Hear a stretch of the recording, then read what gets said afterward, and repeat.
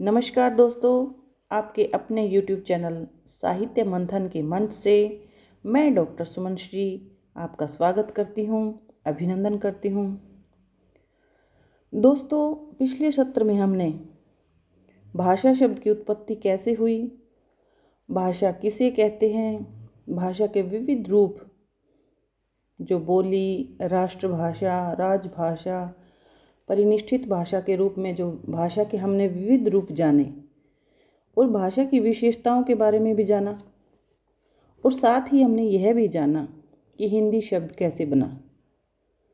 और अगर आपने मेरी पिछली वीडियो नहीं देखी हैं तो मेरा आपसे अनुरोध है कि पहले उसे ज़रूर देखें, क्योंकि देखो, जिस प्रकार मान लो हमें व्याकरण पढ़ना है और हमें वर्णों को छोड़कर हम सीधा ही शब्द सीखने लग जाएं, या कुछ लोग तो इतनी जल्दी में लगे रहते हैं कि बस वर्ण शब्द सब छोड़ के सीधा वाक्य पर पहुंच जाएंगे कि वाक्य के भेद कितने होते हैं, ये सब जानने लग जाएंगे। और एक और ट्रेंड चला हुआ है आजकल, आपने यूट्यूब पर देखा होगा, कुछ लोग ऐसे हैं कि फर्स्ट यूनिट को उठाया कि हमने फर्स्ट यूनिट को कंप्लीट करना है तो उसके क्वेश्चन आंसर कर लेंगे, 100 प्रश्न उत्तर कर लेंगे, 50 प्रश्न उत्तर कर लेंगे और उन्हें लगेगा कि हमारी फर्स्ट यूनिट कंप्लीट होगी। या फिर सीधे ही बिना बुक पढ़े, बिना मटेरियल को, कुछ भी जो सामग्री हमारे पास होती है उसको पढ़े बिना ही सीधा मॉक टेस्ट कर लेंगे और फिर उन्हें लगेगा कि हमारी तो फर्स्ट यूनिट बिल्कुल कंप्लीट हो गई है। और एक और आजकल वो चला हुआ है, क्या बोलते हैं इसको, महा मैराथन वाला सिस्टम। इसमें बच्चे पता है क्या सोचते हैं कि हमने 3 घंटे 4 घंटे की एक महा मैराथन देख लेंगे हम यूनिट फर्स्ट की और हमारी फर्स्ट यूनिट बिल्कुल क्लियर हो जाएगी। देखो, मैं आपको बता दूं कि सक्सेस का कोई शॉर्टकट नहीं होता है। अगर आपने एक अच्छा भावी टीचर बनना है ना, या फिर हिंदी साहित्य को अच्छे से समझना है, या हिंदी के आप किसी भी रिसर्च के फील्ड में जाएंगे। एक और बात बता दूं मैं आपको, ये जो चीज़ें हम पढ़ रहे हैं ना अभी, ये आपको आपके दृष्टिकोण को विकसित करेंगे। ठीक है, ऐसा नहीं है कि सिर्फ हमें एग्ज़ाम क्लियर कर लिया, सिर्फ एग्ज़ाम क्लियर कर लेने से थोड़ी ना हो जाएगा। तो इसलिए अगर आपने हिंदी का अच्छे से अध्ययन करना है तो इसको क्रम से पढ़ें बच्चे। ठीक है, तो चलिए, आप लोग समझ गए होंगे मैं क्या कहना चाहती हूँ। चलिए आगे चलते हैं। ये देखिए, हिंदी भाषा के उद्भव की पृष्ठभूमि हम पढ़ रहे थे, तो इसके अंतर्गत हम आज क्या क्या पढ़ेंगे। आज क्या पढ़ेंगे कि हिंदी भाषा के उद्भव के विषय में पढ़ेंगे। एक तो ये हिंदी भाषा के उद्भव और विकास का भाग 2 है और इसमें आज क्या क्या पढ़ेंगे। देखिए, हिंदी भाषा के उद्भव के विषय में कुछ रोचक तथ्य पढ़ेंगे। अब रोचक तथ्य क्या होते हैं, यानी रोचक तथ्य वो होते हैं जिससे हमारी रुचि उत्पन्न हो। और क्या पढ़ेंगे कि हिंदी भाषा के जन्म की कहानी और उसके उद्भव का विकास, उद्भव की जो पृष्ठभूमि है उसके बारे में जानेंगे। देखिए, ये जन्म की कहानी क्या होती है। देखो, हम ये सुनते आए हैं ना शुरू से ही कि सबसे पहले वैदिक संस्कृत है, फिर लौकिक संस्कृत है, फिर पाली, प्राकृत, अपभ्रंश और अब खड़ी बोली हिंदी के रूप में हमारे सामने प्रस्तुत है। लेकिन उसके जन्म की कहानी जब तक हमें पता नहीं चलेगी ना कि हिंदी भाषा जो आज हमारे सामने है वो वैदिक संस्कृत से पहले, यानी वैदिक संस्कृत से पहले भाषा का स्वरूप क्या था, वह कौन सा बीज था जहाँ से वैदिक संस्कृत उत्पन्न हुई और जिससे हिंदी भाषा की पृष्ठभूमि तैयार हुई। अगर ये सब चीज़ें भी हमने जाननी हैं तो उसको हम स्टार्टिंग से पढ़ेंगे। और इसको हम विस्तार से पढ़ने के लिए हमने जो अपने आधार ग्रंथ लिए हैं उनके बारे में भी जान लें। देखिए आगे चलते हैं। ये देखिए, इसमें सबसे पहले जो आधार ग्रंथ है उसका नाम है हिंदी भाषा की उत्पत्ति, यानी आचार्य महावीर प्रसाद द्विवेदी जी का ये ग्रंथ है। और दूसरा आधार ग्रंथ है हिंदी भाषा का संक्षिप्त इतिहास, जो डॉक्टर भोलानाथ तिवारी का है। और तीसरा आधार ग्रंथ है हिंदी व्याकरण, और जिसके रचनाकार हैं पंडित कामता प्रसाद गुरु। और इस विषय को विस्तार से समझने के लिए हमने जिन भाषा वैज्ञानिकों के शोध तथा उनके विचारों को समझने के लिए जिनका प्रयोग किया है वो इस प्रकार थे। और इस कड़ी में हमने जिन विद्वानों के आधार ग्रंथ लिए हैं वे अत्यंत ही महत्वपूर्ण हैं। और आज के इस सत्र की शुरुआत होगी आचार्य महावीर प्रसाद द्विवेदी जी से। इनका जो कथन है वो इन्हीं की पुस्तक हिंदी भाषा की उत्पत्ति से लिया गया है। और ये मैं बता दूं कि हिंदी के विद्यार्थी होने के नाते आपको ये जानना अत्यंत ही आवश्यक है दोस्तों कि आचार्य महावीर प्रसाद द्विवेदी कौन थे। आधुनिक काल का जो दूसरा चरण है द्विवेदी युग, वो इन्हीं के नाम पर आधारित है। तथा इन्होंने और क्या किया, इन्होंने भाषा को परिष्कृत रूप दिया और भाषा का जो व्याकरण था उसको भी सुधार किया।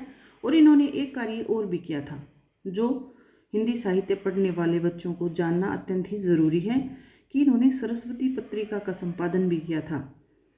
लेकिन इनके बारे में जब हम आधुनिक काल में पढ़ेंगे तो विस्तार से अध्ययन करेंगे। तो देखिए आचार्य महावीर प्रसाद द्विवेदी जी क्या कहते हैं। हिंदुस्तान में सब मिलाकर 147 भाषाएं और बोलियां बोली जाती हैं। कितनी भाषाएं? 147 भाषाएं।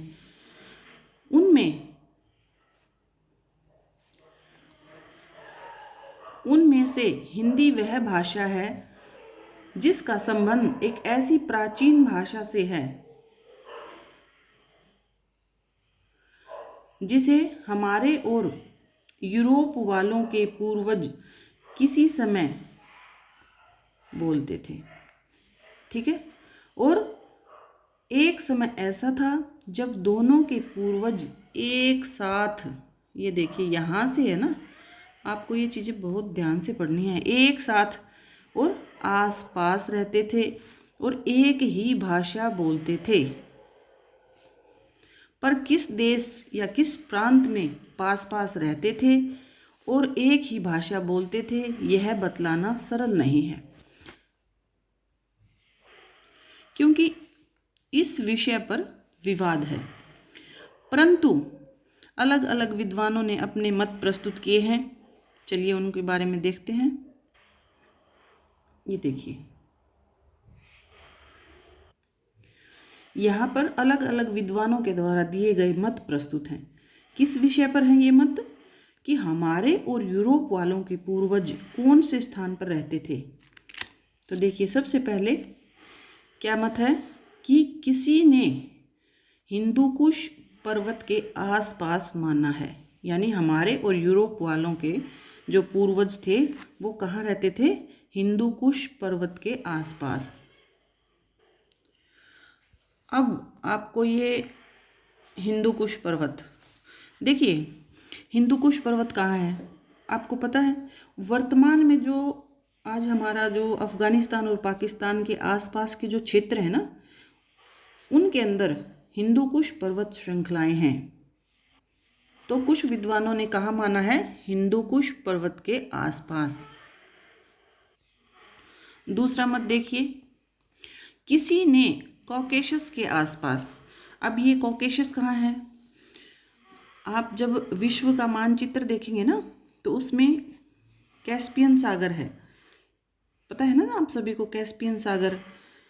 और कैस्पियन सागर का नाम तो आपने सुना है। कैस्पियन सागर और काले सागर के बीच का जो क्षेत्र है वह कॉकेशस कहलाता है। ठीक है। और देखिए तीसरा मत देखिए एक बार, ये देखिए, और किसी ने उत्तरी पश्चिमी यूरोप के आसपास माना है। अब ये उत्तरी पश्चिमी यानी आज जो फ्रांस और जर्मनी आदि देश है ना, यानी उत्तरी पश्चिमी यूरोप में हमारे और यूरोप वालों के पूर्वज एक साथ रहते थे और एक ही भाषा बोलते थे। उसी बात पर ये चर्चा चल रही है और 3 मत हमने देख लिए हैं। एक किन्हीं विद्वानों ने माना है कि हिंदू कुश पर्वत के आसपास, किन्हीं ने कॉकेशस यानी जो अफगानिस्तान और पाकिस्तान वाला क्षेत्र है वो हिंदू कुश पर्वत है, और किसी ने कैस्पियन सागर और काले सागर के बीच जो क्षेत्र है कॉकेसस वहाँ पर माना है। और तीसरा मत है कि उत्तरी पश्चिमी यूरोप यानी जहाँ पर फ्रांस और जर्मनी आदि देश हैं, अर्थात उत्तरी पश्चिमी यूरोप में। और अगला मत है हमारा, एक मिनट, अगला मत है ये मतलब हमारे और यूरोप के जो समुदाय के जो लोग थे वो आर्मीनिया में या ऑक्सस नदी, और ये मध्य एशिया का स्थान है। ये कहाँ का स्थान है? मध्य एशिया का स्थान है। और ऑक्सस नदी जिसका आजकल क्या नाम है, आमू दरिया के नाम से इसको जानते हैं, यहाँ पर हमारे और यूरोप वालों के पूर्वज एक साथ रहते थे और एक ही भाषा बोलते थे। और एक और अन्य मत देखिए, ये देखिए, हमारे और यूरोप वालों के आदि पुरखे यानी पूर्वज दक्षिण रूस के पहाड़ी प्रदेश में, जहाँ यूरोप और एशिया की हद, देखिए मैंने इसका अर्थ भी लिख दिया है, हद का अर्थ होती है सीमा, वहाँ पर एक दूसरे से जहाँ मिलती हैं वहाँ पर रहते थे। ये आखिरी मत है। और ये सब आचार्य महावीर प्रसाद द्विवेदी जी ने अपनी पुस्तक हिंदी भाषा की उत्पत्ति में माना है। चलिए आगे चलते हैं। यानी इस निष्कर्ष पर पहुंचते हैं कि हमारे पूर्वज मध्य एशिया में रहते थे। इन सारे तथ्यों को पढ़कर हम लास्ट में जो निष्कर्ष निकालते हैं वो कहाँ है कि मध्य एशिया में एक ही स्थान पर रहते थे। ये बात आचार्य महावीर प्रसाद द्विवेदी जी ने स्वीकार की है। और इन्होंने अपना ये मत प्रस्तुत करने के लिए जॉर्ज ग्रियर्सन की पुस्तक लिंग्विस्टिक सर्वे ऑफ इंडिया से लिया है। तो चलिए आगे देखते हैं। अब पंडित कामता प्रसाद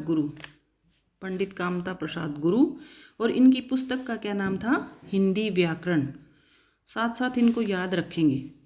इन्होंने अपनी पुस्तक में क्या कहा है, देखिए, सृष्टि के आदि में जब सब मनुष्यों के पूर्वज एक ही स्थान पर रहते थे, सिर्फ इतनी सी लाइन देकर आपको पूछ लिया जाएगा कि ये किसने माना है।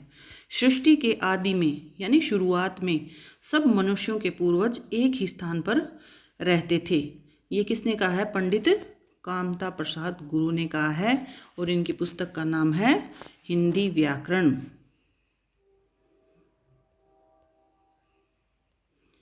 हिंदी व्याकरण।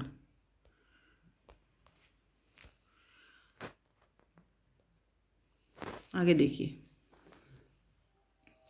एक ही स्थान पर रहते थे, वे सब एक ही स्थान पर रहते थे और एक ही से आचार व्यवहार करते थे। इसी प्रकार यदि भिन्न भिन्न भाषाओं के मुख्य मुख्य नियमों और शब्दों की तुलना की जाए तो उनमें से विचित्र सादृश्य दिखाई देता है। इससे यह प्रकट होता है कि हम सब के पूर्वज पहले एक ही भाषा बोलते थे। ये बात किसने मानी है? पंडित कामता प्रसाद गुरु ने मानी है। और इन्होंने एक बात और कही है, ये देखिए, अर्थात मूल भाषा एक ही थी।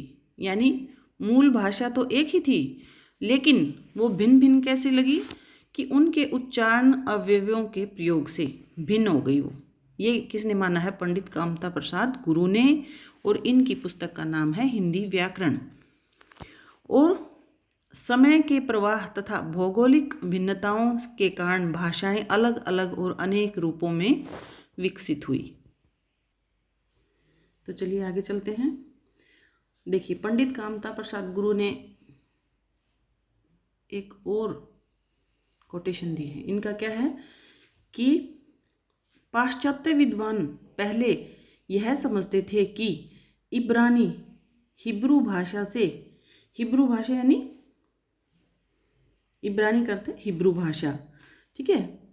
और आपको ये पता होना चाहिए कि हमारी जो बाइबल, जो हमने बाइबल के बारे में पढ़ा है ना, वो हिब्रू भाषा में लिखी हुई है।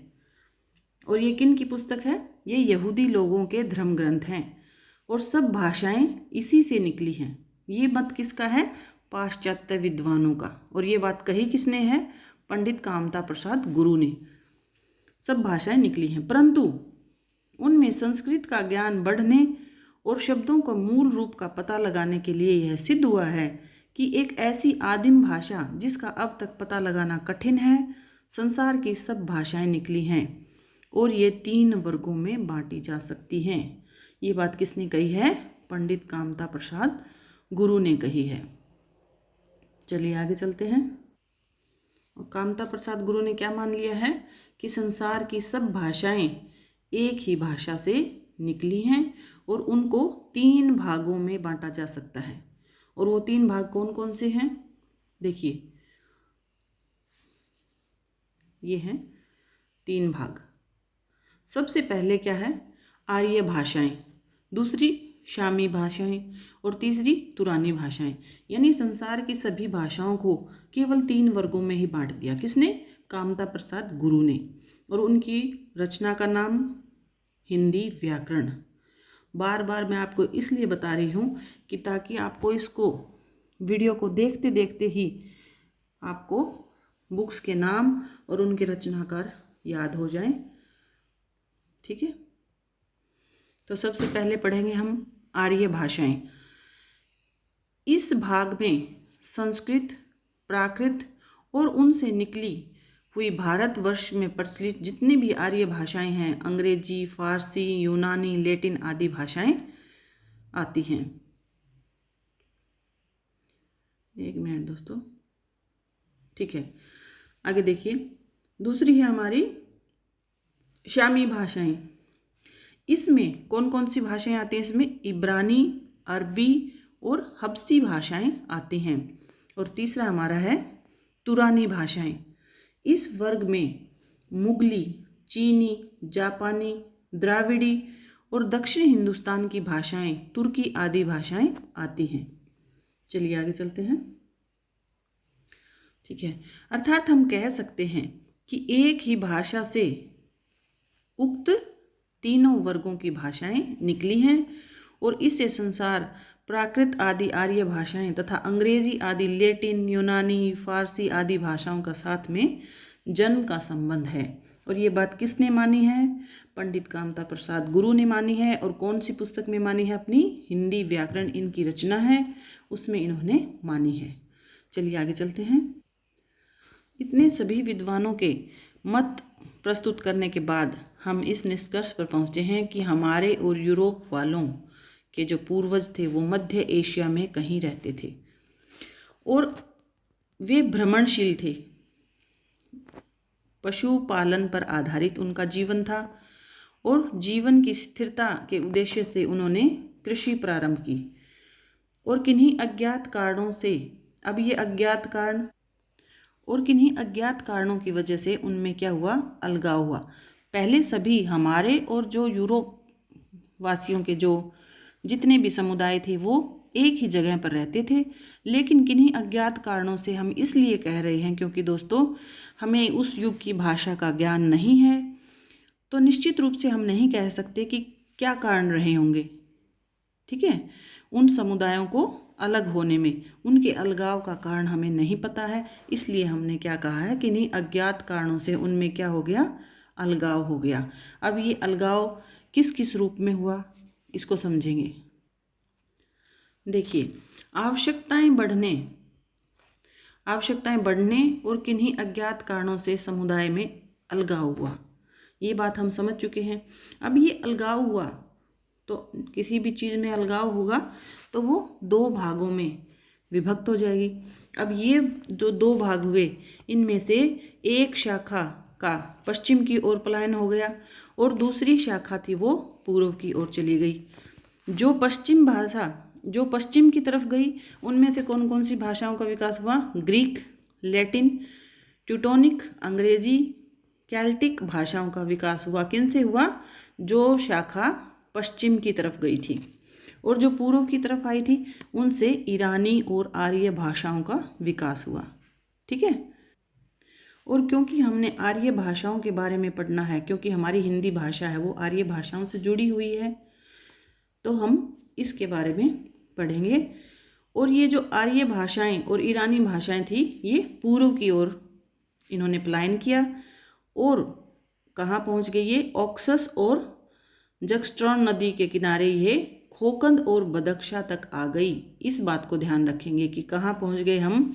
यहाँ से चले थे मध्य एशिया से और यहाँ से एक शाखा थी वो पश्चिम की ओर चली गई। ठीक है। और दूसरी शाखा थी ये पूर्व की ओर चली गई। पश्चिम की ओर जो शाखा गई थी वो उनसे इन भाषाओं का विकास हुआ। ये देखिए ये सभी भाषाएं हैं यहाँ पे, ये सभी भाषाएं हैं। ये पश्चिम की ओर जो शाखा गई थी वहाँ से विकास हुआ और पूर्व की ओर से ईरानी और आर्य भाषाओं का विकास हुआ था। तो हम पहुँच गए हैं कहाँ पर? खोखंद और बदख्शा। और इनको हम देखिए, किसी भी चीज़ को अगर आपको अच्छे से समझना है ना तो उसको मैप लेके समझेंगे। हम अपना मानचित्र, वर्ल्ड का मानचित्र है उसको पास में रखेंगे और वहाँ से उन स्थानों को समझते हुए कि पूर्व की तरफ कौन कौन सी शाखाएं आई और उनसे कौन सी भाषाओं का विकास हुआ, जो पश्चिम में चली गई थी उनसे कौन सी भाषाओं का विकास हुआ, इन सब को हम मैप के थ्रू पढ़ेंगे और आगे हम आपको मैप से में समझाएंगे अच्छे से। जो हमने ये पीछे पढ़ा ना, ये पहला इनका अलगाव का, ये पहला अलगाव हुआ। लेकिन एक बार फिर आगे चलकर देखिए, जो हमारी भाषाएं थी पूर्व की ओर आई थी उनमें ईरानी और आर्य भाषाएं आई थी, तो इनका जो खोखंद और बदख्शा तक पहुंच गई थी। अब वहां आकर इन दोनों में भी अलगाव हो गया। देखिए, जो शाखा खोखंद और बदख्शा की ओर आई वो भी फिर दो भागों में या दो शाखाओं में उनकी उप शाखाएं विकसित हो गई। एक शाखा उनमें से पश्चिम में मारू की ओर चली गई जो पूर्वी फारस की ओर प्रस्थान किया और दूसरी थी वो हिंदुस्तान की ओर आ गई। लेकिन एक बात याद रखनी है कि जो पश्चिम की ओर गई थी, दूसरा अलगाव था इसमें, पश्चिम की ओर गई उसकी भाषा भी ईरानी थी और जो पूर्व की ओर आए हिंदुस्तान की ओर उनकी भाषा भी ईरानी थी। ये देखिए, फिर जो पश्चिम की ओर गई थी उस शाखा से कश्मीर के उत्तर और पामीर, उन्होंने कहाँ प्रस्थान किया? कश्मीर के उत्तर और पामीर में प्रस्थान किया और वो क्या कहलाए? दरद कहलाए। उनकी भाषा क्या कहलाई? दरद भाषा कहलाई। और दरद का ईरानी भाषा में अर्थ होता है पहाड़ी क्षेत्र, इसलिए उनको दरद कहा गया। और जो पूर्व की तरफ आए थे उनकी किस में विभक्त हुई? उनकी शाखाएं अफगानिस्तान और बलूचिस्तान की ओर प्रस्थान किया। फिर वहाँ से ये दूसरा अलगाव था। देखिए, सबसे पहले हमने ये अलगाव पढ़ा, मध्य एशिया से दो शाखाएं निकली, एक शाखा पश्चिम की ओर चली गई जो इन भाषाओं का विकास हुआ जिससे, और एक पूर्व की ओर आ गई जिससे ईरानी और आर्य भाषाओं का विकास हुआ।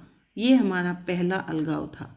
उसके बाद देखिए दूसरा अलगाव ये हुआ कि जो पूर्व की ओर हिंदुस्तान की ओर आई थी वो उनमें से एक पश्चिम की ओर एक पूर्व की ओर प्रस्थान किया और दोनों की ही भाषाएं क्या थी? ईरानी थी। ये हमारा दूसरा अलगाव है। और जो पश्चिम की ओर गई थी उनमें कश्मीरी और पामीर की ओर प्रस्थान किया और जो दरद कहलाई, और पूर्व की ओर प्रस्थान करने वाली क्या कहलाई, अफगानिस्तान और बलूचिस्तान की ओर प्रस्थान किया। लेकिन वहाँ आकर भी जो पूर्व की ओर आई थी वो भी फिर आगे दो उप शाखाओं में विभक्त हो गई। देखिए ये हमारा तीसरा अलगाव है। अब ये अलगाव था, ये पर्जिक भाषा जो कालांतर में, कौन सी भाषा थी इसकी, एक थी पर्जिक भाषा जो कालांतर में पहलवी और फारसी का आधुनिक रूप विकसित हुआ। फारसी और पहलवी का जो आधुनिक रूप पर्जिक भाषा से विकसित हुआ है।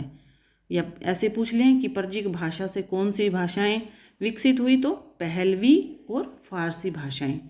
और दूसरे भाग से क्या हुआ, मीडिक भाषा जो कालांतर में विकसित हुई, लेकिन ये अज्ञात है। लेकिन हम जो ग्रंथ देखते हैं जैंद अवेस्ता, इसकी भाषा मिडिक है, ये आपको पता होना चाहिए। जैंद अवेस्ता की भाषा कौन सी है, मिडिक है। इसके बाद देखिए इसको हम अब मानचित्र पर समझेंगे। देखिए ये कैस्पियन सागर है यहाँ पर, है ना, और यही बताया था आपको कि हमारे और यूरोप वालों के पूर्वज थे, वो यहाँ से मध्य एशिया से कुछ कहाँ चले गए, पश्चिम की ओर चले गए।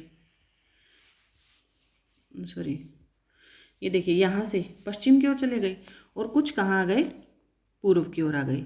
जो पश्चिम की ओर गए थे वो, उनसे कौन कौन सी भाषाएं हुई थी, ग्रीक, लैटिन और टेक्टोनिक,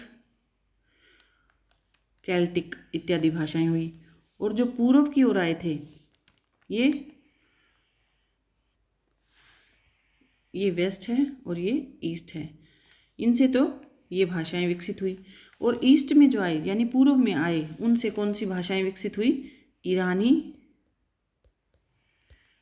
और आर्य भाषाएं। ठीक है, देखिए फिर यहाँ से पूर्व की ओर चले गए और कुछ थे वो पश्चिम की ओर, पूर्व की ओर आ गए। फिर इसके बाद जो दूसरा अलगाव हुआ वो कहाँ हुआ, कि यहाँ से जो लोग थे वो दूसरा अलगाव हुआ, तो वो कुछ लोग तो पूर्व की ओर आ गए पश्चिम की ओर, और कुछ थे यहाँ पूर्व की ओर। ये जो स्थान है ना यहाँ पे, खोखन और बदख्शा, ये स्थान हैं दो, यहाँ पर आ गए। ये जो स्थान थे दोनों, यहाँ से जो अलगाव हुआ उसको हमने पढ़ना है कि यहीं से जो भाषाएं थी वो हमारे हिंदुस्तान की तरफ आई थी यहाँ पर।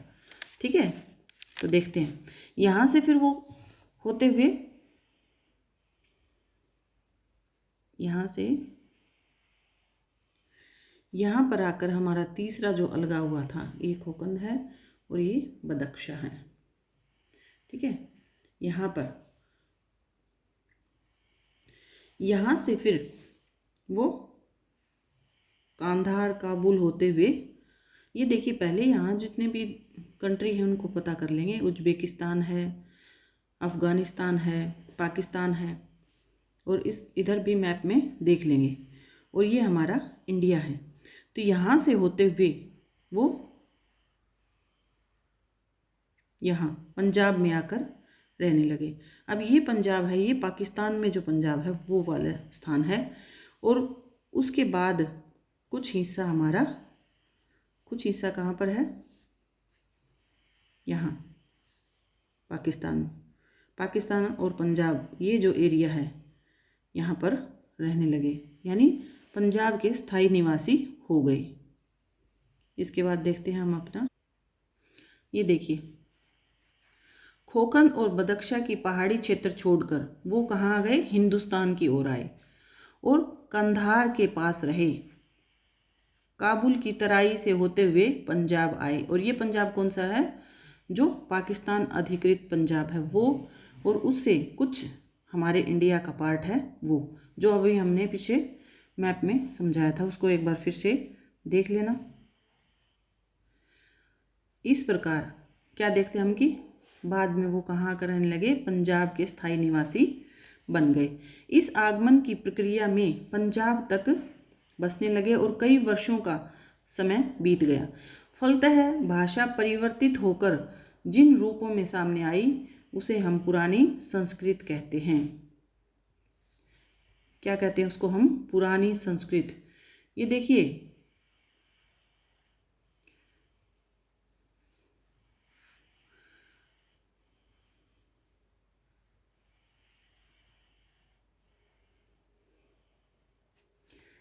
यहाँ तक हमने समझ लिया। अब हम कहाँ पहुँच गए? पुरानी संस्कृत तक पहुँच गए। जो ईरानी और भारतीय आर्य भाषाएं थी वो कहाँ पर आ गई? पंजाब तक आ गई हैं। अब इनसे जो भाषाएं विकसित हुई उनके बारे में पढ़ेंगे। तो आई होप जितना भी हमने पीछे मैप के थ्रू जो पढ़ा है उसको आप एक बार फिर से अपने हाथ से मैप के ऊपर लगाकर उसको समझें और उसको बार बार रिवाइज करें। किसी भी भाषा के देखिए आगे हम जो पढ़ेंगे ना कि बोलियों के क्षेत्र हैं, उनको भी हम अगर मैप के थ्रू नहीं पढ़ेंगे तो हमें समझ में नहीं आएंगे। इसलिए हमें मानचित्र को अवश्य ही साथ में रखना है। अब देखिए, हमने भाषाओं के अलगाव के जितने भी स्टेप थे वो आपको समझाए। अब ये कुछ निष्कर्ष निकाल रहे हैं कि जो हमारी पुरानी संस्कृत और मिडिक भाषा में पर्याप्त समानताएं हैं। कैसे? कि मिडिक भाषा में बोले जाने वाले जो असुर या अहुर कहलाए, क्योंकि वे सुरापान नहीं करते थे। ठीक है, मिडिक भाषा में असुर किसको कहा गया है? जो सुरापान नहीं करते थे। और पुरानी संस्कृत बोलने वाले आर्य सुरापान करने के कारण सुर कहलाए। पुरानी संस्कृत में क्या कहलाए? सुर कहलाए। ऋग्वेद के प्रारंभिक मंत्रों में असुर और सुर दोनों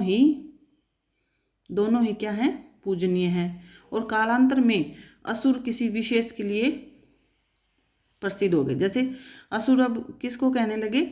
जो सुरों के प्रति घृणा का भाव पैदा हो गया। और इसी का कारण है कि असुर बुरी प्रवृत्तियों के द्योतक बन गए। ठीक है, और निंदनीय माने गए। अब इन्होंने मिडिक भाषा, ये देखिए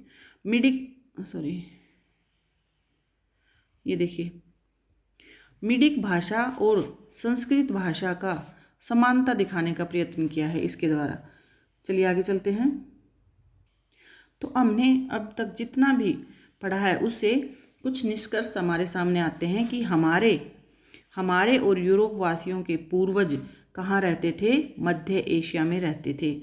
जो हमने विस्तार से चर्चा ऊपर की है कि यूरोप और एशिया की सीमा जहाँ पर मिलती हैं वहाँ पर रहते थे। और एक समय में हमारे और यूरोप वासियों के पूर्वज एक ही भाषा बोलते थे। ये बात सिद्ध होगी ना। और ये भाषा कौन सी थी? इस विषय के ऊपर निश्चित रूप से कोई भी प्रमाण उपलब्ध नहीं है। यानी पहले कौन सी भाषा बोलते थे उसके बारे में हमें अब तक कोई भी प्रमाण उपलब्ध नहीं है। और पशुपालन और भ्रमणशील जीवन के इनकी प्रमुख विशेषताएं थी। खेती के विचार से इन्होंने जीवन में स्थायित्व दिया। यानी खेती करने के उद्देश्य से इन्होंने एक जगह पर रहना शुरू कर दिया। और लास्ट में जितने भी हम उनके विभाग किए थे वहाँ पंजाब तक आ गए थे वो। और उससे आगे देखते हैं।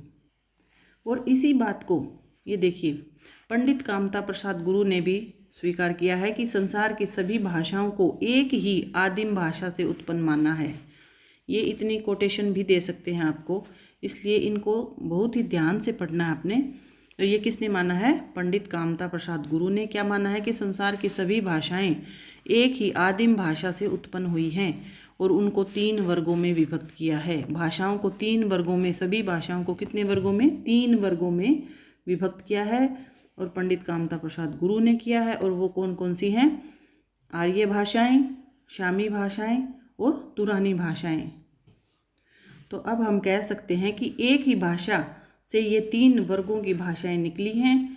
दूसरे, संस्कृत, प्राकृत और आर्य भाषाओं तथा अंग्रेजी, फारसी, यूनानी, लैटिन भाषाओं के बीच जन्म का संबंध है, यानी भाईचारे का संबंध है, क्योंकि ये सभी एक ही समुदाय से निकली हुई है, इसलिए उनमें भाईचारे का संबंध है। ठीक है, अब देखिए शुरू से समझने की कोशिश करते हैं। एक बार मैं यहीं पे बना देती हूँ, आप मैप में बना के प्रैक्टिस जरूर करें। सबसे पहले अलगाव में आदिम पूर्वज थे वो पश्चिम और पूर्व की ओर गए। सबसे पहले हमारे जो मध्य एशिया से ये जो पार्ट था यहाँ पर, वो पश्चिम की ओर गया और एक पार्ट था वो पूर्व की ओर आ गया। ठीक है, ये फर्स्ट अलगाव था, उनका पहला अलगाव था। उसके बाद दूसरा जो अलगाव था वो पूर्व की ओर आने वाले पूर्वजों में खोखंद और बदख्शा के आसपास चले गए, यानी जो पूर्व की ओर आए। एक अलगाव तो हमारा यहीं पर हो गया था, पहला अलगाव यहाँ पश्चिम की ओर चले गए थे, जिनसे ग्रीक, लैटिन और अंग्रेजी भाषाओं का विकास हुआ। और दूसरा था ये पूर्व की ओर आ गया था, और ये जो पूर्व की ओर आया यही आगे जाकर खोखंद और बदख्शा की ओर आ गया पूर्व की ओर, और एक चला गया हमारा इधर ईरान की ओर। ठीक है, और इन्हीं में जो खोखंद और बदख्शा से थे, इनमें से ही हमारी ईरानी भाषाएं और आर्य भाषाओं का जन्म हुआ था। ठीक है, और दूसरे अलगाव, ये देखिए ये फिर से वही बात बता रहे हैं कि दूसरे अलगाव में भारत की ओर आने वाले आर्य 1500 ईस्वी पूर्व, ये अनुमानित है, में ईरानी और दर्द लोगों से अलग होकर, देखिए जो दूसरा अलगाव हुआ था ना यहाँ खोखंद से, खोखंद और बदख्शा 2 स्थान थे, उनमें से जो पश्चिम की ओर गए वो ईरानी और दरद कहलाए। दरद का मैंने बताया था ना आपको, ईरानी भाषा में दरद को बोलते हैं पहाड़ी क्षेत्र, इसलिए इसको याद रखने में आसानी होगी। और जो दूसरा समुदाय था वो पूर्व की ओर आया, जिनसे हमारी आर्य भाषाओं का विकास हुआ। और वो कहाँ से? काबुल और कांधार से होते हुए, कुछ तो हमारे पाकिस्तान के, हमारा जो पंजाब में विकसित हुई, और कुछ जो अधिकृत है पाकिस्तान के द्वारा, वहाँ पर उनका विकास हुआ। आगे चलते हैं। से अलग होकर, ये देखिए वहाँ से अलग होकर कहाँ पर आ गए? पंजाब प्रांत में आकर बस गए और अपने साथ पुरानी संस्कृत भाषा को लेकर आ गए। ये देखिए अब हमारे पास वहाँ से भाषा का जो विकास क्रम था वो होते होते यहाँ से यहाँ, ठीक है, फिर यहाँ से खोखंद और बदख्शा, फिर यहाँ से फिर पश्चिम की ओर और फिर पूर्व की ओर। और ये जो आर्य भाषाएं थी उनसे हमारी कौन सी भाषा आ गई? संस्कृत भाषा हमारे पास आ गई है ये। ठीक है, आगे देखते हैं। ठीक है, देखिए अब हमारे पास पुरानी संस्कृत तक हम पहुंच गए हैं। ठीक है, अब एक बार फिर से मैं आपको रिवाइज करा दूं कि सबसे पहले जो मध्य एशिया में हमारे और यूरोप वालों के जो आदिम पूर्वज थे वो एक साथ रहते थे और एक ही भाषा बोलते थे। उसके बाद उनमें अलगाव हुआ, कुछ तो पश्चिम की ओर चले गए, ठीक है, और कुछ पूर्व की ओर आ गए। पश्चिम की ओर जाने वालों में ग्रीक, लैटिन, ट्यूटोनिक और केल्टिक आदि भाषाओं का विकास हुआ। ठीक है, और जो पूर्व की ओर आए वो ईरानी और आर्य भाषाओं के रूप में उनका विकास हुआ।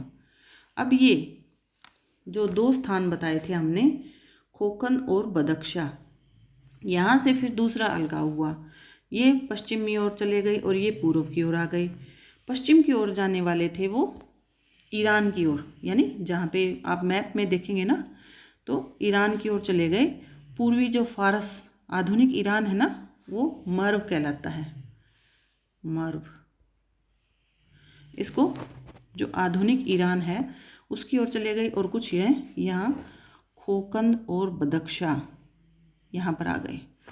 ठीक है, यहाँ पर आने के बाद फिर उनमें अलगाव होता रहा, तो इस अलगाव को भी हम अच्छे से एक बार पढ़ लेंगे और यहाँ से हमारी आर्य भाषाओं का विकास हुआ। जो पंजाब में पाकिस्तान अधिकृत जो पंजाब है और कुछ पार्ट हमारे इंडिया का जो पंजाब है वहाँ पर स्थायी निवासी हो गए और वो अपने साथ क्या लेकर आए, पुरानी संस्कृत लेकर आए। क्या लेकर आए? पुरानी संस्कृत। तो दोस्तों हमने पूरा जो हिंदी भाषा में भाषाओं का जो बीज रूप था वहाँ से स्टार्ट करते करते और उनकी विकास यात्रा को अब यहाँ पुरानी संस्कृत तक ले आए हैं। और आई होप कि आपको ये सब अच्छे से समझ आ गया होगा। अगर समझ नहीं आया है तो एक बार इस वीडियो को दोबारा से देखें और मैप के साथ उसको समझने का प्रयास करें। चलिए आगे देखते हैं। इसमें हमने कुछ प्रश्नोत्तर भी शामिल किए हैं। अब थोड़ा सा प्रैक्टिस कर लेते हैं। देखिए पहला प्रश्न है, हिंदी भाषा से संबंधित महावीर प्रसाद द्विवेदी की पुस्तक का क्या नाम है? 4 ऑप्शन दिए गए हैं। हिंदी व्याकरण, हिंदी भाषा का संक्षिप्त इतिहास, हिंदी भाषा और हिंदी भाषा की उत्पत्ति।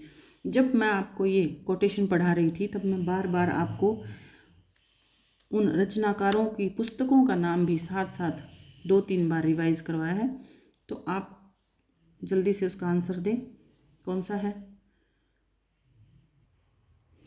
चलिए इतनी बार पढ़ने के बाद तो आप सभी को पता चल ही गया होगा कि महावीर प्रसाद द्विवेदी जी की पुस्तक का क्या नाम है, हिंदी भाषा की उत्पत्ति।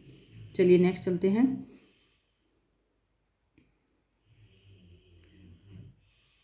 ये देखिए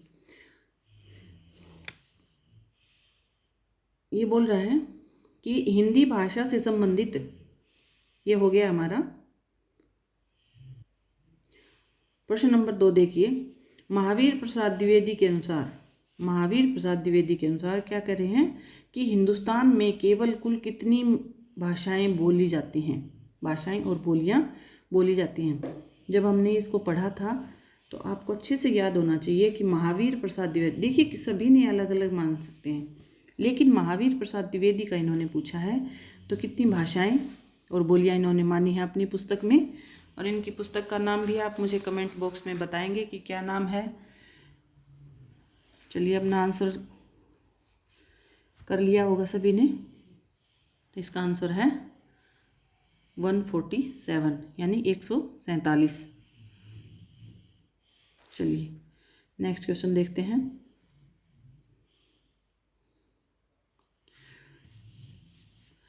ये देखिए सर्वमान्य मत के अनुसार हमारे और यूरोप वालों के पूर्वज किस स्थान पर रहते थे? इस बात का तो हमने इस वीडियो में कम से कम 10-15 बार आपको बता दिया था कि सर्वमान्य मत के अनुसार, देखो कई विद्वानों ने अपने अपने मत प्रस्तुत किए थे।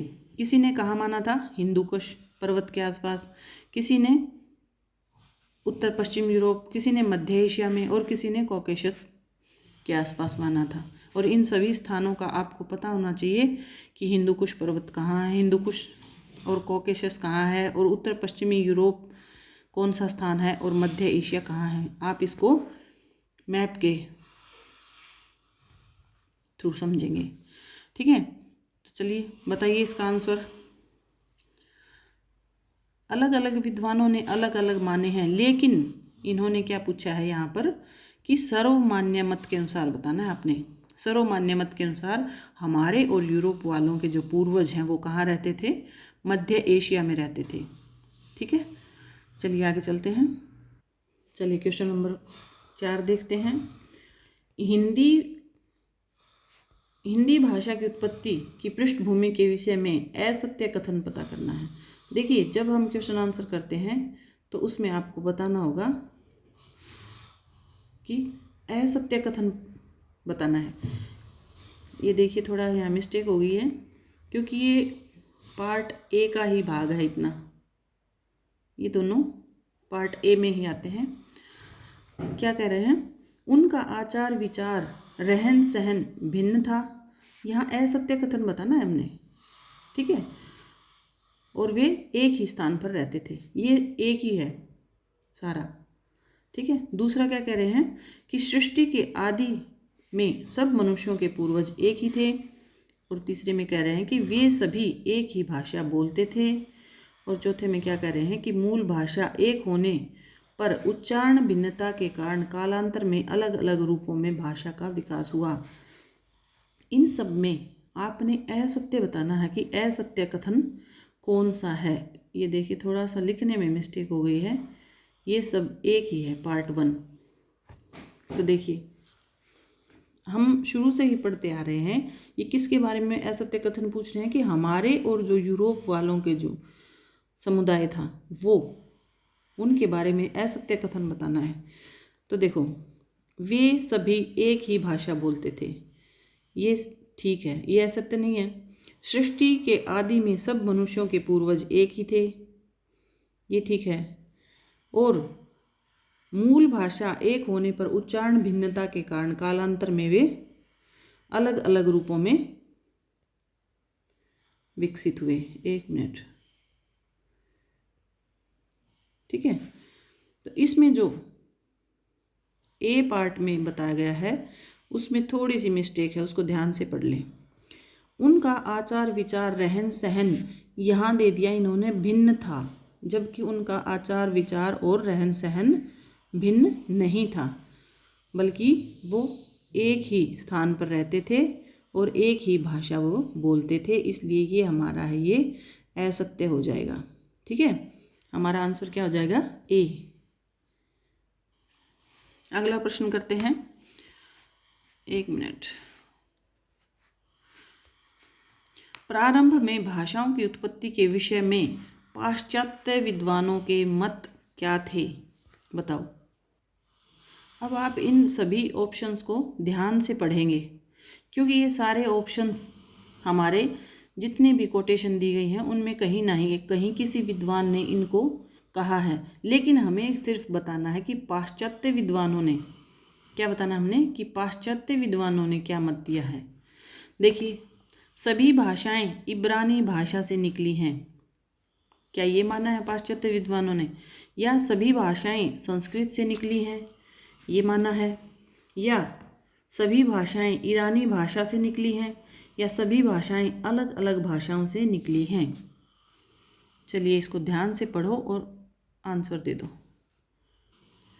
आई होप आपने ध्यान से पढ़ा होगा और इसका आंसर सही दिया होगा। क्या है इनका आंसर सही? कि पाश्चात्य विद्वानों ने, एक मिनट, पाश्चात्य विद्वानों ने क्या माना है ये बताना है हमने। और इन्होंने क्या माना है कि सभी भाषाएं इब्रानी भाषा से निकली हैं। ये जब हमने पाश्चात्य विद्वानों के मत पढ़े थे उसमें हमने बताया था कि इब्रानी भाषा यानी इसको हिब्रू भी बोलते हैं, हिब्रू भी बोलते हैं। और यही इसका सही आंसर हो जाएगा, ठीक है। चलिए आगे चलते। ये देखिए अब क्वेश्चन नंबर 6 पे आ गए हैं। कामता प्रसाद गुरु ने संसार की भाषाओं को किन किन वर्गों में विभक्त किया है? अब हमें पता है कि 3 ही वर्ग दे रखे हैं सभी में, कि 3 ही वर्ग हैं। लेकिन जो वर्ग दिए हुए हैं उनको ध्यान से पढ़ेंगे, क्योंकि उनमें अगर आपने सही नहीं पढ़ा तो गलत हो जाएगा। चलो पढ़ो। कामता प्रसाद गुरु किसके अनुसार बताना है हमने? हमें पता है कि 3 वर्गों में कामता प्रसाद गुरु ने ही बांटा है, लेकिन वे वर्ग कौन कौन से हैं? देखिए ए ऑप्शन में है आर्य भाषाएं, ईरानी भाषाएं और जर्मन भाषाएं। दूसरा वर्ग है आर्य भाषाएं, शामी भाषाएं, तुरानी भाषाएं। तीसरा वर्ग है तुरानी भाषाएं, यूनानी भाषाएं और रूसी भाषाएं। चौथा वर्ग है ईरानी भाषाएं, चीनी जापानी भाषाएं और आर्य भाषाएं। अब हमने पढ़ा था उसको ध्यान से, और अब हम इनका आंसर लगा सकते हैं तो इसका आंसर क्या हो जाएगा? ऑप्शन बी इसका आंसर हो जाएगा। आर्य भाषाएं, श्यामी भाषाएं और तुरानी भाषाएं पंडित कामता प्रसाद गुरु ने कितने वर्गों में विभक्त किया है? 3 वर्गों में। और वो कौन कौन से हैं? आर्य भाषाएं, श्यामी भाषाएं और तुरानी भाषाएं। ठीक है, इसको अच्छे से याद रखेंगे। चलिए नेक्स्ट क्वेश्चन पे चलते हैं।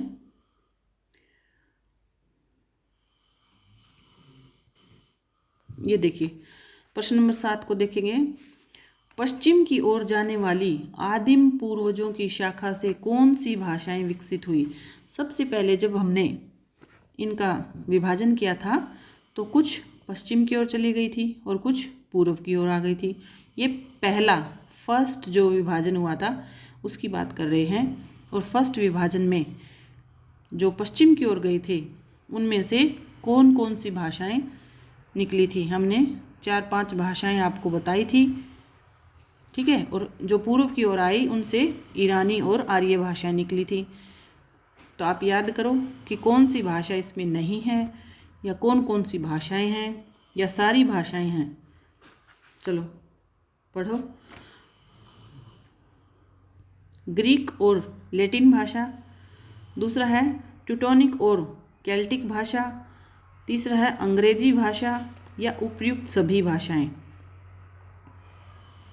जो पश्चिम की ओर गई, ये ध्यान रखना है आपने कि पश्चिम की ओर गई उस शाखा की पूछ रहे हैं या फिर पूर्व की ओर आने वाली शाखा के बारे में पूछ रहे हैं। तो पश्चिम की ओर गई थी वो, उससे कौन सी भाषाएं हुई थी? ये सभी भाषाएं हुई थी। तो इसका आंसर हो जाएगा डी,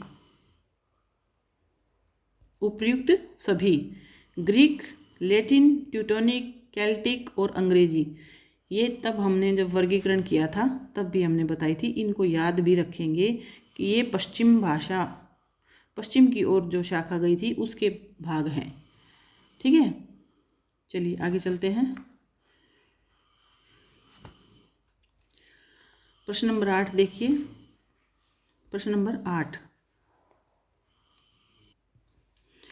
अब प्रश्न नंबर 8 में पूछ रहे हैं कि पूर्वी शाखा की ओर गए समूह में किस स्थान पर पुनः अलगाव हुआ? पुनः अलगाव हुआ, क्या पूछ रहे हैं? पुनः अलगाव हुआ, यानी दूसरी बार जो अलगाव हुआ था वो कहाँ पर हुआ था? बताओ। ऑप्शन नंबर 1 ए पार्ट में कंधार और काबुल, बलख और बदख्शा, खोकंद और बदख्शा, हिंदुकुश, पर्वतमाला। देखिए ये सारे शब्द हमने पढ़े हुए हैं, लेकिन हमें अगर हमने मानचित्र में अच्छे से पढ़ा है तो दूसरे अलगाव होकर जो पूर्व की ओर आई वो दूसरी बार अलगाव कहाँ से हुआ था? खोकंद और बदख्शा।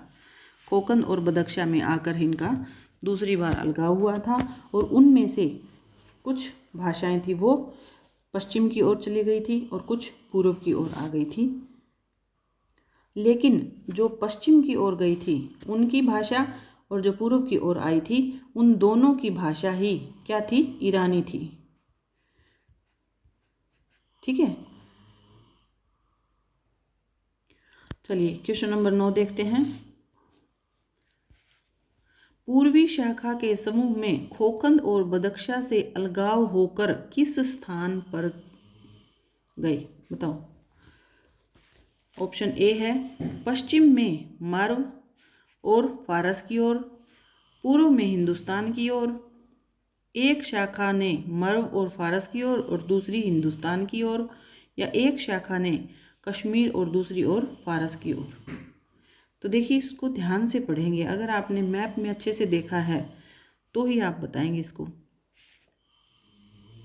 ठीक है, ये इसका आंसर हो जाएगा हमारा एक शाखा, क्योंकि 2 शाखाओं में विभक्त हुई ना, खोकंद में जाकर, खोकंद में और बदख्शा से 2 अलगाव हुए उसमें, और ये कहाँ हुए?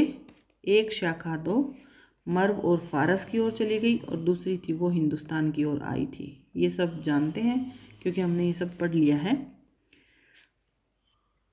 तो चलिए प्रश्न नंबर 10 देखते हैं। प्रश्न नंबर 10 देखिए, एक मिनट, ये देखिए, हिंदुस्तान की ओर आने वाली शाखा के लोग किस स्थान पर स्थायी रूप में बस गए। देखो कितने अलगाव होते होते होते लास्ट में जो हिंदुस्तान की ओर शाखा आई वो लास्ट में कहाँ पर स्थायी रूप में बस गए थे वो बताना है आपने। और इनके ऑप्शन हैं ए भाग काबुल, बी कंधार, सी पंजाब और डी कश्मीर। तो ये तो बहुत ही ईजी प्रश्न है, आप सभी ने बता दिया होगा। तो इसका आंसर हो जाएगा सी पंजाब। और ये पंजाब कौन सा है, जो पाकिस्तान अधिकृत पंजाब है, कुछ क्षेत्र और कुछ हमारे पंजाब का क्षेत्र, यहाँ पर आकर लास्ट में जो हिंदुस्तान की ओर शाखा आई थी वो स्थायी रूप से रहने लग गए। चलिए आगे चलते हैं।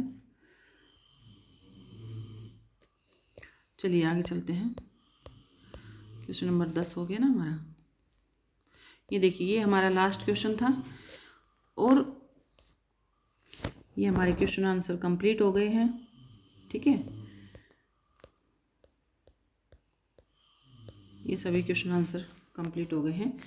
तो आज हमने जितना भी पढ़ा है उसको अच्छे से समझ लें, क्योंकि ये आपको आगे जब आपका इंटरव्यू होगा तब भी बहुत काम आएगा। इससे आगे के जो वर्गीकरण है ना, आपको भाषाओं के, आर्य भाषाओं के वर्गीकरण, वो आगे वैदिक संस्कृत, लौकिक संस्कृत, पाली, प्राकृत, अपभ्रंश, खड़ी बोली, ये सब आपको हर जगह मिल जाएगा। लेकिन जो जहाँ से बिल्कुल बीज रूप में भाषाओं का विकास होते होते यहाँ तक पहुँचा, इस क्रम को जानना बहुत ज़रूरी है, क्योंकि ये आपको जब आपका इंटरव्यू होगा ना उसमें आपको बहुत हेल्प करेंगे। इसलिए इसको बहुत ही अच्छे से पढ़ें। अगर आपको समझ नहीं आया है, एक बार आपको लगेगा कि थोड़ा मुश्किल है, लेकिन आप मैप की हेल्प से अगर इसको पढ़ेंगे तो आप इसको अच्छे से समझ सकेंगे और याद रखेंगे। ठीक है, चलिए मिलते हैं नेक्स्ट वीडियो में। तब तक के लिए शुभ रात्रि। अब हमारे पार्ट 2 भी कंप्लीट हो गया है, तो पार्ट 1 को पहले देखें, फिर पार्ट 2 को देखें, और नेक्स्ट जो थर्ड पार्ट आएगा उसमें हम विश्व की जितनी भी भाषाएं थी, जितने उनके जो परिवार थे, उनका वर्गीकरण लेकर आएंगे। तो उसको भी आप ध्यान से पढ़ें और अच्छे से याद करें। धन्यवाद। अगर आपको वीडियो पसंद आई है तो उसको लाइक करें, चैनल को सब्सक्राइब करें, जिससे आपको लेटेस्ट नोटिफिकेशन मिलता रहेगा। और अच्छे से मेहनत करें और अपने लक्ष्य को प्राप्त करें। धन्यवाद।